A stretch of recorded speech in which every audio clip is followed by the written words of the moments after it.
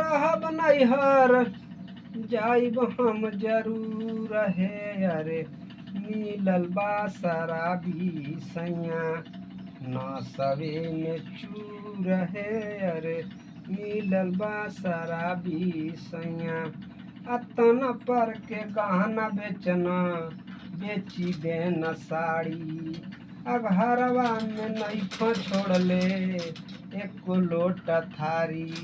जगह जमीन बेचना बेचना धूर धूर है। अरे मिलल बा शराबी सैया नसवे में चूर है। अरे मिलल बा शराबी सैया न रहब नैहर जाइब हम जरूर है। अरे मिलल बा शराबी सैया नसवे में चूर